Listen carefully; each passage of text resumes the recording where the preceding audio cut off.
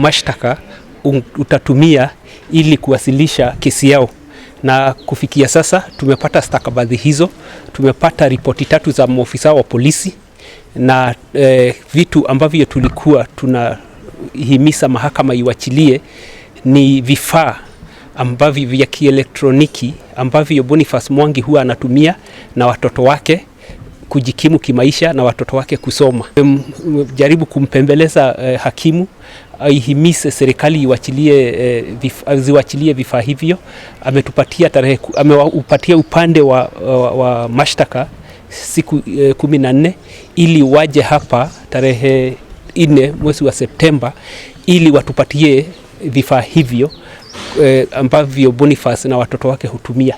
Kwa hivyo tunategemea wakati huo, wakati wa tarehe 4 mwezi wa 9 tutapata stakabadhi hizo na tupate siku mwafaka ya kusikizwa kwa kesi.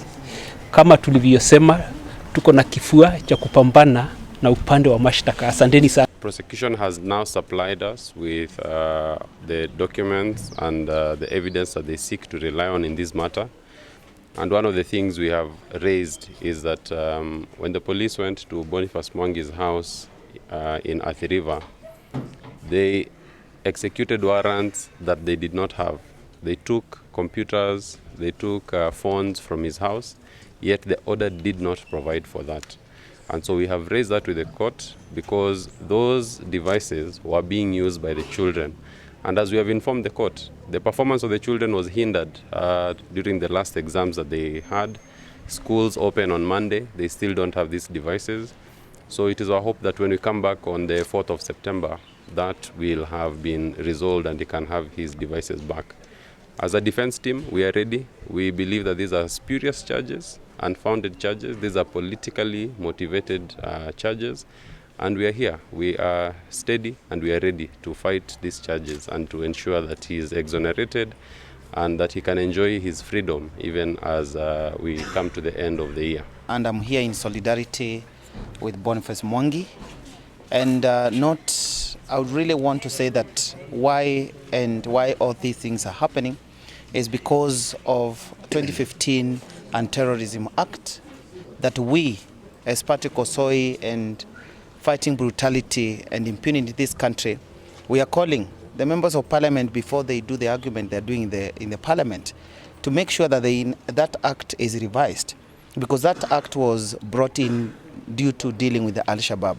Myself, when I was serving in the service and one of the persons in the terrorism unit or in the National Intelligence Service dealing with terrorism unit, some of the classification of terrorism is also making this country internationally to have a bad image, because when we have so many people classified as terrorism, then we are also exposing our country in a manner that is not good internationally. So what I'm calling upon is people who are in parliament today, that act of 2015 need to be revised to be able to handle the issues of terrorism the way they're supposed to be, not in a manner that we are seeing that is being weaponized to silence people who are voicing out the issues that we are going through as a country.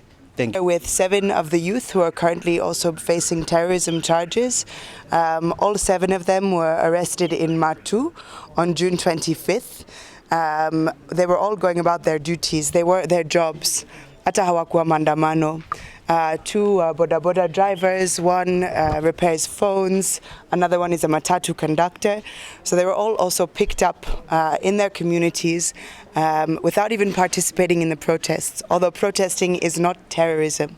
And they're currently facing trumped up terrorism charges. Some youth are still detained after 6 weeks being held in Kamiti prisons and in police stations throughout the country. We have police who are also acting both as police, as DCI, as judiciary. They are holding the youth there. They're issuing them bail themselves and telling them to report back to the police station. We are still missing people as well. These youth are being tortured. They're being harassed. They're being beaten inside of prisons.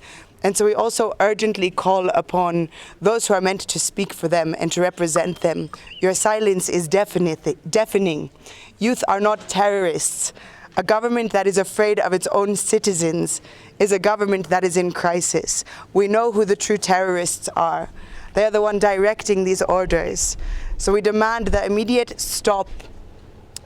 We demand that they immediately stop trying to intimidate us, trying to silence us, trying to use the Terrorism Act against innocent Kenyans. Ruto amemchagua Makau kuwafidia watu ambao waliuawa, waliumizwa na ambao wameshikwa kinyume na sheria.